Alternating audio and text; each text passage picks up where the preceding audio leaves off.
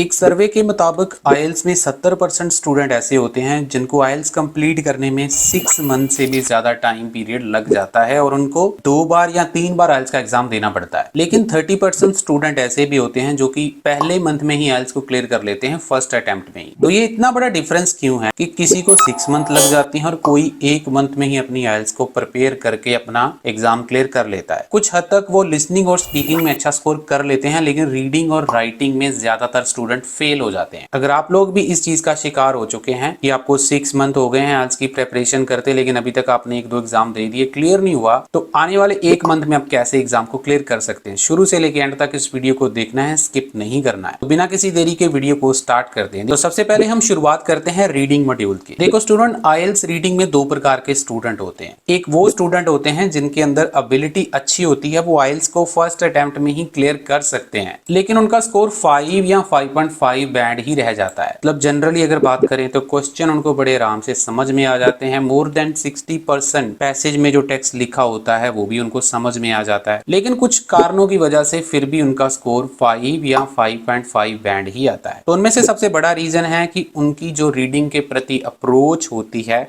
वो सही नहीं होती है। दूसरे नंबर पर या तो वो अपने टीचर या किसी और प्लेटफॉर्म से गलत रीडिंग की स्ट्रेटजीज को अडॉप्ट कर लेते हैं, जिसकी वजह से उनके साथ ये चीज होती रहती है। उनको समझ में भी नहीं आ रहा होता कि हमारे साथ गलत क्या हो रहा है। हम तो अच्छी प्रैक्टिस कर रहे हैं, क्लास में भी हमारा स्कोर अच्छा आ रहा है, लेकिन एग्जाम में जाकर हमारा स्कोर 5 या 5.5 बैंड ही क्यों आता है, चाहे आप अपना एग्जाम एकेडमिक का दे रहे हैं या फिर जीटी का दे रहे हैं। अब हम बात करते हैं दूसरी टाइप की। दूसरी टाइप के स्टूडेंट वो स्टूडेंट होते हैं जिनका टारगेट 6 बैंड होता है, लेकिन उनका एक्चुअल में रीडिंग में स्कोर सिर्फ 4 या 4.5 बैंड ही आता है। उनको रीडिंग तो बिल्कुल भी करनी नहीं आती, लेकिन फिर भी वो किसी के कहने पर या प्रेशर के कारण आईएलटीएस को स्टार्ट कर लेते हैं। मतलब मेरा कहने का यह है कि उनको क्वेश्चन भी समझ में नहीं आता, क्वेश्चन का मीनिंग समझ में नहीं आता। टेक्स्ट की बात करें जो पैसेज में जाकर वो पढ़ते हैं तो बहुत ही लिमिटेड सा टेक्स्ट उनको समझ में आता है। बेसिक वोकैबुलरी सिर्फ वो समझ सकते हैं। 10% के आसपास वो पैसेज को समझ पाते हैं, 90% उनको पैसेज में कुछ भी समझ ही नहीं आता है। आगे चलकर इस वीडियो में मैं सारी चीजें डिटेल में समझाने वाला हूं, जो चीजें मैंने आपको अभी एक्सप्लेन करी हैं। मुझसे पहले बात कर लेते हैं राइटिंग मॉड्यूल की, उसके फेल होने के क्या रीजंस हैं, चाहे आपका एग्जाम एकेडमिक का है या फिर जीटी का है। अगर मैं बात करूं टास्क 1 की, तो स्कोर आपका 5.5 या उससे कम आ रहा है, बार बार आप आईएलटीएस का एग्जाम दे रहे हैं टास्क 1, तो इसके क्या रीजंस हो सकते हैं। तो सबसे पहले मैं अगर बात करूं तो सेंटेंस कंस्ट्रक्शन बहुत ज्यादा खराब रहता है। इंस्टीट्यूट में आपको लग रहा होता है कि आप अच्छी परफॉर्मेंस दे रहे हो, अच्छा सब कुछ चल रहा है, लेकिन रियलिटी में आपका सेंटेंस कंस्ट्रक्शन या सेंटेंस फॉर्मेशन बहुत ज्यादा खराब होता है। उसके बाद मैं बात करूं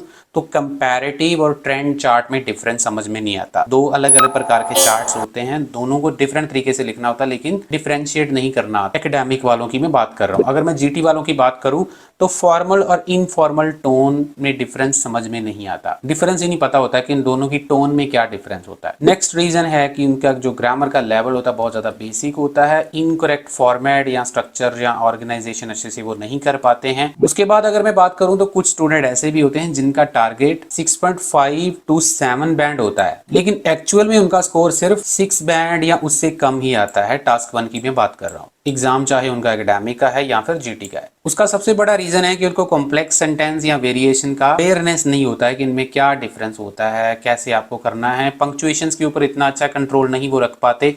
फॉर्मल और इनफॉर्मल एक्सप्रेशन अच्छे से उनको नहीं आते और स्ट्रक्चर वगैरह भी उनका ठीक नहीं होता है। बात अगर हम राइटिंग टास्क 2 की करें कि वो उसमें क्यों फेल होते हैं, तो सबसे बड़ा रीजन है कि वो आईएलटीएस की रिक्वायरमेंट या फिर एग्जैक्ट पैरामीटर को समझ ही नहीं पाते हैं। फिर उसके बाद उनके जो स्ट्रक्चर्स होते हैं वो एडवांस लेवल के नहीं होते हैं। सेंटेंस फॉर्मेशन, एडवांस ग्रामर और पंक्चुएशंस बहुत ज्यादा वीक होती हैं। पोजीशन इतनी क्लियर नहीं रख पाते। वो जो पोजीशन होती है ना, उसके बहुत ज्यादा मार्क्स होते हैं राइटिंग टास्क 2 की अगर मैं बात करूं। लेकिन आगे बढ़ने से पहले आप लोगों को छोटी सी रिक्वेस्ट है कि आप चैनल को सब्सक्राइब कर लेना। इंस्टाग्राम के ऊपर भी मुझे फॉलो कर लेना। सेम नाम के ऊपर आपको इंस्टाग्राम के ऊपर भी पेज मिल जाएगा, वहां पर भी हम डिफरेंट कंटेंट डालते रहते हैं। Satnam sir IELTS. इस वीडियो को छोटा सा लाइक देके कमेंट कर देना और शेयर कर देना। तो आइए हम सबसे पहले स्टार्ट करते हैं रीडिंग मॉड्यूल से। वो वाले स्टूडेंट जो 5.5 बैंड जिनके बार बार आ रहे हैं, लेकिन उनके अंदर पोटेंशियल बहुत अच्छा है, मतलब वो 7 बैंड तक ले सकते हैं। टेक्स्ट उनको समझ में आता है, क्वेश्चन भी समझ में आता है, लेकिन फिर भी फेल हो रहे हैं। तो सबसे पहले तो मैं बताना बताना चाहूंगा स्टूडेंट, आपको अपनी पंक्चुएशन को इम्प्रूव करना पड़ेगा, क्योंकि पंक्चुएशंस का रोल बहुत बड़ा होता है आपकी रीडिंग में। इसको हम एक एग्जांपल के साथ समझते हैं। देखिए स्टूडेंट, बहुत सारी पंक्चुएशन ऐसी होती हैं जो आपके क्वेश्चन का मीनिंग या फिर आपके पैसेज में जो टेक्स्ट लिखा हुआ है उसका पूरा मीनिंग चेंज कर देती है। जैसे आप लोग यहाँ पे एग्जांपल देखिए, the teacher said the student is smart. इसका मतलब क्या है कि टीचर ने ये बोला कि स्टूडेंट बहुत ज्यादा स्मार्ट है। अभी काम बंदे को तो ये यही लगेगा, लेकिन जैसे ही इसमें यहाँ पर देखिए, यहाँ पे कॉमा डाल दिया, यहाँ पे कॉमा डाल दिया, यहाँ पे भी इन्वर्टेड कॉमा, यहाँ पे भी इन्वर्टेड कॉमा है, और यहाँ पर भी इन्वर्टेड कॉमा है, यहाँ पर भी इन्वर्टेड कॉमा है। तो जैसे ही ये सारी चीजें इसके बीच में डाल देते हैं तो इसका मीनिंग पूरी तरह से चेंज हो जाता है। कैसे? The teacher said the student is smart. इसका मतलब ये बनता है कि स्टूडेंट कह रहा है या स्टूडेंट ने बोला है कि टीचर जो है वो बहुत ज्यादा स्मार्ट है। देखो पूरे का पूरा मीनिंग ही चेंज हो गया यहाँ पे। इसको थोड़ा और सिंप्लीफाई मैं कर देता हूँ। जैसे यहाँ पे मतलब इसको आप ऐसे समझना पड़ेगा, द टीचर, ये वाला जैसे द टीचर यहाँ पे आ जाएगा और इज स्मार्ट जो है इसके साथ में आ जाएगा। तो the teacher is smart said the student, ऐसे आपको इसको समझना पड़ेगा। इसका मतलब यह है कि स्टूडेंट बोल रहा है कि टीचर बहुत स्मार्ट है। तो आप खुद देखिए, ये वाले सेंटेंस में और ये वाले सेंटेंस में जमीन आसमान का फर्क है। और यही फर्क जो एग्जामिनर होते हैं जब आपको पैसेज पढ़ना होता है ना, ऐसे ही वो कॉमास या inverted commas, colon, semicolon वगैरह यूज करते हैं, जिसका स्टूडेंट को यूज नहीं पता होता है। हालांकि उनकी इंग्लिश बहुत अच्छी होती है। अब इसमें देखिए, आपको समझ तो सब कुछ आ रहा है लेकिन फिर भी मीनिंग चेंज हो गया। अब एक और एग्जाम्पल के साथ मैं आपको समझाता हूँ। जैसे ये देखिए, I find inspiration in cooking, फिर कॉमा है, माई फैमिली, फिर कॉमा है, एंड माई डॉग। का मतलब क्या है कि जो इंस्पिरेशन मिल रहा है मुझे वो 3 चीजों से मिल रहा है, कुकिंग में, फैमिली में और डॉग से। लेकिन यहाँ पे ये वाले सेंटेंस में कॉमास को उड़ा दिया गया है। तो I find inspiration in cooking my family and my dog. अब यहाँ पे इसका मीनिंग है कि 2 चीजों में मुझे इंस्पिरेशन मिल रही है, मतलब कि फैमिली के साथ कुकिंग करने में और जो मेरा डॉग है उसके साथ। लेकिन यहाँ पे 3 चीजों में कर रही थी, कुकिंग अलग है, फैमिली अलग है, डॉग अलग है। तो स्टूडेंट, आपको मेरी बात अच्छे से समझ आई होगी। गाइज, इसी बात के ऊपर एक लाइक आपको जरूर दे देना है। ये सारी चीजें हम डिटेल में समझाते हैं। जब आप हमसे क्लासेस वगैरह लेना चाहे तो ले भी सकते हैं। कोई मैं आपको पाबंदी नहीं लगा रहा हूँ कि आपको हमसे ही क्लासेस लेनी है। बहुत अच्छे टीचर आपको मिल जाएंगे। लेकिन अगर आपको हमसे क्लासेस चाहिए तो आपको नंबर दिख रहा है स्क्रीन के ऊपर, आप हमारे साथ कांटेक्ट कर सकते हैं। दूसरी जो गलती स्टूडेंट करते हैं वो है रियल एग्जाम पैसेजेस की। बहुत सारे स्टूडेंट क्या करते हैं, वो सिर्फ कैम्ब्रिज को पढ़ते हैं। देखो, कैम्ब्रिज, मैं नहीं बोल रहा हूँ कि कैम्ब्रिज गलत है, कैम्ब्रिज भी ठीक है। लेकिन कई बारी क्या होता है कि मंथ में 4 एग्जाम होते हैं, 4 में से 1 या 2 एग्जाम ऐसे होते हैं जिसमें जो रीडिंग का स्टाइल थोड़ा सा चेंज होके आपको मिलता है। और दूसरे नंबर पर आपकी जो स्ट्रेटेजीज होती हैं वो अपने क्लास टाइम में डेवलप करनी होती है, लेकिन आप डेवलप नहीं कर पाते। उसकी वजह से भी आप लोग फेल हो जाते हैं। थोड़ा सा लंबा जा सकता है वीडियो, इसका प्रैक्टिकल करके दिखाता हूँ कि कैसे कैसे आपको स्ट्रेटेजीज बनानी होती है। सारी तो नहीं बता पाऊंगा, लेकिन कुछ मैं बताने की कोशिश जरूर करूंगा। उसके बाद हम राइटिंग की बात करेंगे। स्टूडेंट्स देखिए, थर्ड पैसेज में यहाँ पर लिस्ट ऑफ हेडिंग दिख रहे हैं। तो मैं आप लोगों को एडवाइस करूंगा, आपको सबसे पहले लिस्ट ऑफ हेडिंग करने हैं। लेकिन उसके साथ साथ आपको क्या करना है, ये जो ट्रू फॉल्स नॉट गिवन उसने दे रखे हैं, इसके इंपॉर्टेंट कीवर्ड्स को मार्क डाउन जरूर कर लेना है। जैसे कि आप लोग यहाँ पे देख सकते हैं, मैंने जितने भी इंपॉर्टेंट कीवर्ड्स हैं वो सारे मैंने मार्क डाउन कर लिए हैं। होल लैंग्वेज अप्रोच है, होल लैंग्वेज अप्रोच है, वर्ड्स टू साउंड है, द होल लैंग्वेज अप्रोच है, फोनिक्स है, ये सब मैंने अंडरलाइन कर लिए। और उसके बाद ये जो समरी है ये बहुत ज़्यादा डिफिकल्ट होती है। ये 2 चीज़ों पे डिपेंड होती है, आपका ग्रामर और आपका वोकैबुलरी। अब इसको कैसे डील करना है वो भी मैं आपको बताऊंगा। स्टूडेंट्स देखिए, अगर आपकी आंखें बहुत तेज हैं तो आपको पहले सेक्शन से पता चल रहा है कि उसका आंसर उसने ऑलरेडी करके दे दिया है। भाई, आपको सेक्शन ए को आपको पढ़ने की ज़रूरत नहीं है। लेकिन हम लोग क्या करेंगे, हफड़ा दपड़ी में हम ए सेक्शन को पढ़ लेंगे, उसका जिस्ट बना लेंगे और हमें पता चलेगा बाद में भी ये तो आंसर ऑलरेडी उसने करके दिया हुआ है।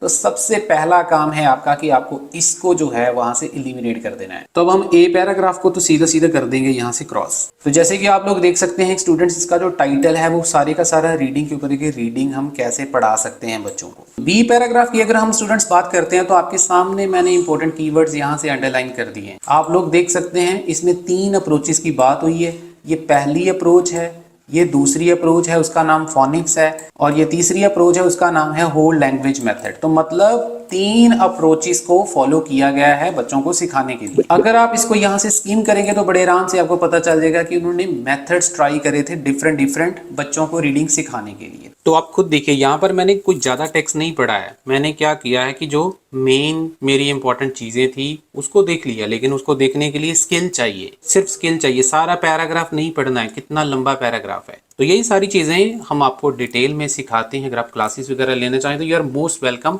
आप हमारा क्रैश कोर्स भी ले सकते हैं 1500 का, उसमें भी मैंने ये सारी चीज़ें आपको सिखाई हुई हैं। तो 4 नंबर यहाँ पे हमारा ऑप्शन आ जाएगा। तो एक आंसर तो मुझे मिल गया है स्टूडेंट, लेकिन यहाँ से मेरे को ट्रू फॉल्ट नॉट गिवन का भी क्लू मिल रहा है। आप लोग थोड़ा सा नजर मारेंगे तो यहाँ पे लेटर्स एंड साउंड मेरे को दिखाई दे रहा है, उसके बाद होल लैंग्वेज मेथड दिखाई दे रहा है। यहाँ पर आप नजर मारेंगे तो लेटर्स टू साउंड दिखाई दे रहा है, होल लैंग्वेज अप्रोच दिखाई दे रहा है, होल लैंग्वेज अप्रोच दिखाई दे रहा है, फोनिक्स दिखाई दे रहा है। तो कहीं ना कहीं जो ट्रू फॉल्स की लोकेशन है वो इस पैराग्राफ में हो सकती है। तो अब हम बढ़ते हैं सी पैराग्राफ की तरफ। अब ध्यान से देखिए यहाँ पर इसने क्या लिखा, हाउएवर। स्टार्टिंग में हाउएवर आ गया तो इसका मतलब मुझे पीछे वाला सेंटेंस पढ़ना पड़ेगा, पिछले पैराग्राफ में क्या लिखा था। तो पिछले पैराग्राफ की स्टार्टिंग में इसने लिखा था कि बहुत सारे जो टीचर्स थे उनने होल लैंग्वेज अप्रोच को जो था फॉलो किया था। क्यों किया था उसका उसने आगे नेक्स्ट वाले सेंटेंस में रीजन बताया है। अब हम नेक्स्ट सेंटेंस की बात करते हैं, उसमें उसने लिखा कि ये जो बेनिफिट्स थे लैंग्वेज इंस्ट्रक्शन वाला जो मेथड था इसके कंपैरेटिवली, फोनिक्स के कंपैरेटिवली वो ज्यादा अमेरिका में उसकी एक्सेप्टेंस हुई थी। लेकिन यहाँ पर जो बहुत सारे साइकोलॉजिस्ट और लिंग्विस्ट हैं उन्होंने ऑब्जेक्शन किया है कि इसको अबैंडन क्यों किया गया है जो फोनिक्स मेथड है, और इसका रीजन हमने फाइंड आउट करना है कि इसको अबैंडन क्यों किया गया है। आगे सारी जो एक्सप्लेनेशन है वो इसी चीज के ऊपर है कि इसको अबैंडन क्यों किया गया है। तो अगर आप यहाँ से इसको थोड़ा सा स्किम करेंगे तो बड़े आराम से मिल जाएगा कि डिसएग्रीमेंट हो गया था, मतलब उन्होंने इसको ऑब्जेक्शन खड़ा कर दिया था कि ये जो रीडिंग का प्रोसेस चल रहा है इसको वो नहीं मानते हैं, और वो फोनिक्स के फेवर में थे और बोलते थे कि फोनिक्स को अबैंडन क्यों किया गया, मतलब उनकी डिसएग्रीमेंट थी। तो बड़े आराम से आपको इसका आंसर फर्स्ट मिल जाएगा। डी पैराग्राफ में देखो कितना लंबा पैराग्राफ लिखा हुआ है, इसमें मैं बताऊंगा आपको क्या चीज पढ़नी है क्या चीज नहीं पढ़नी है। तो साफ साफ लिखा हुआ in order to evaluate different approaches. अभी हमने पढ़ा कि 3 अप्रोचेस थी और उन 3 अप्रोचेस को इवैल्यूएट करने के लिए उन्होंने क्या किया, एक्सपेरिमेंट्स किए। बहुत सारे एक्सपेरिमेंट्स जो थे उन्होंने करे,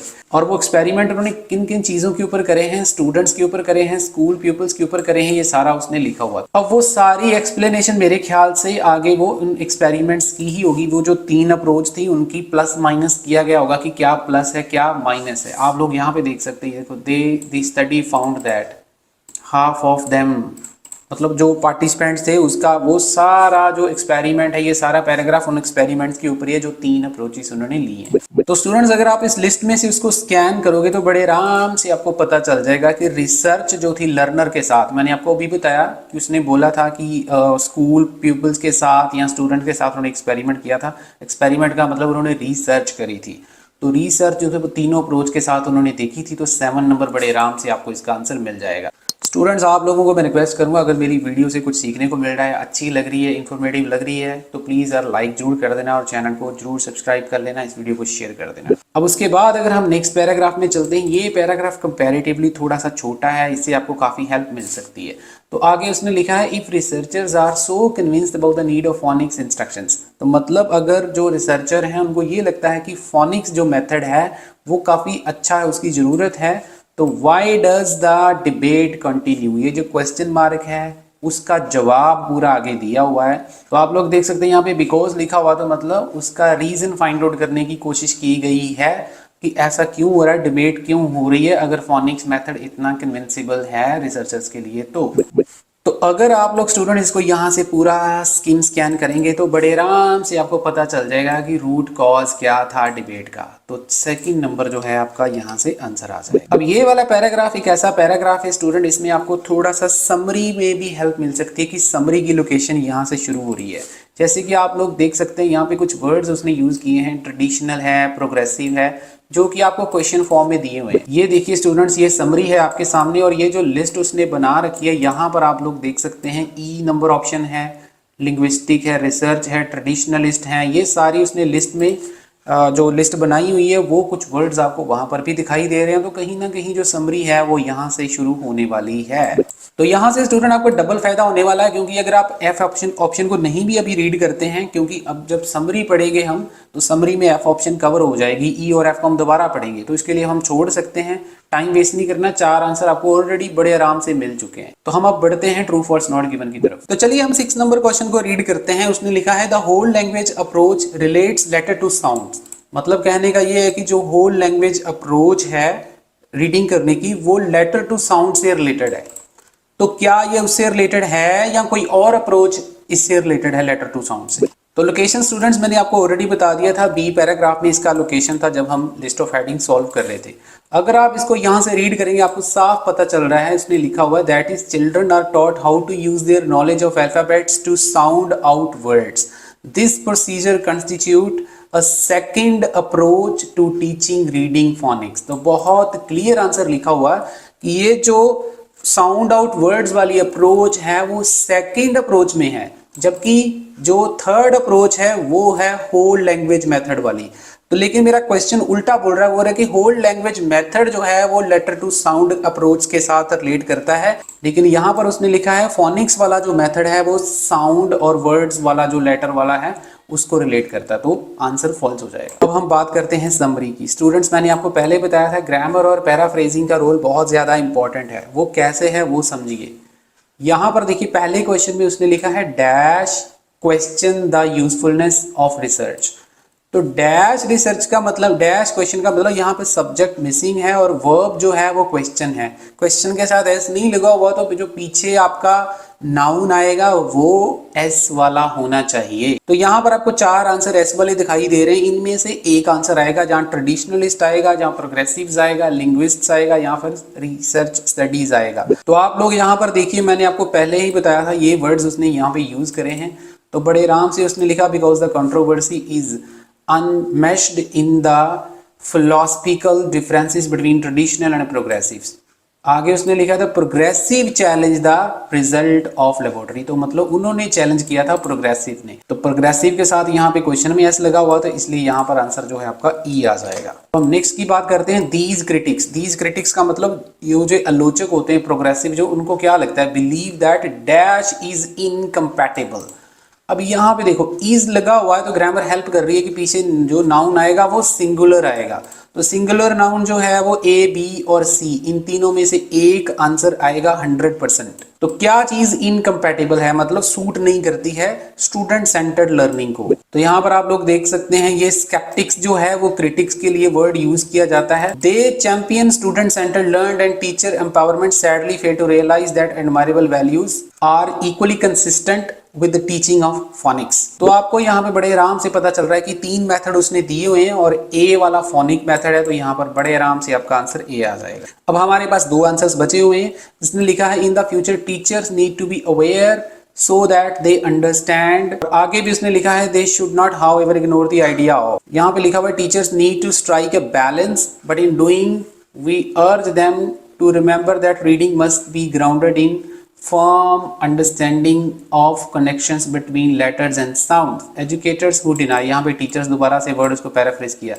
educators who deny this reality are neglecting the decades of research, they are also neglecting the needs of their students। तो यहाँ पर दो आंसर्स पॉसिबल हैं, एक तो रिसर्च वाला है, एक कुछ और आ सकता है। तो हम लोग क्या करेंगे, दोनों ही जगह पर एक ही आंसर्स लगा देंगे। तो जैसे आप लोग देख सकते हैं यहाँ पर जी में रिसर्च वर्ड यूज किया हुआ है, तो दोनों ही जगह पर हम जी आंसर लगा देंगे और हमारा एक आंसर और जो है वो ठीक हो जाएगा। तो यहाँ पर मैंने तीन आंसर यहाँ से भी ठीक कर लिए, बड़े आराम से मुझे मिल गए। तो ये जो रियल एग्जाम वाला पैसेज था ना, ये 21 अक्टूबर को आया था। तो मैं आपको बताना चाहूंगा स्टूडेंट, अगर आप लोग रियल एग्जाम की प्रैक्टिस करते हैं तो आपको इसका फायदा मिलता है, क्योंकि वो रिपीट भी हो सकते हैं और आपको एक्चुअल लेवल पता भी चलता है। ये तो मैंने कुछ ही टेक्निक्स आपको बताई हैं जो आपको एग्जाम में अप्लाई करनी चाहिए, लेकिन इसके अलावा भी बहुत सारी चीजें होती हैं जो आपको हम क्लास सेशन में ही प्रोवाइड कर सकते हैं। दूसरे नंबर पर, और जो स्टूडेंट जिनका लेवल अच्छा नहीं है, उनको टेक्स्ट समझ में नहीं आता, पैसेज में क्या लिखा हुआ है उसका थोड़ा बहुत भी मीनिंग नहीं पता चलता, ग्रामर कमजोर है, वो अपना टाइम वेस्ट मत करें। पहले आप लोगों को इंग्लिश सीखनी पड़ेगी। किसी भी इंस्टीट्यूट को ज्वाइन करने से पहले आप लोग अपनी इंग्लिश की स्किल्स को डेवलप करें, फिर आप आइल्स कर पाएंगे। अदरवाइज आपका टाइम वेस्ट होता रहेगा, 2 4 6 महीने लग जाएंगे, आइल्स क्लियर नहीं हो पाएगी।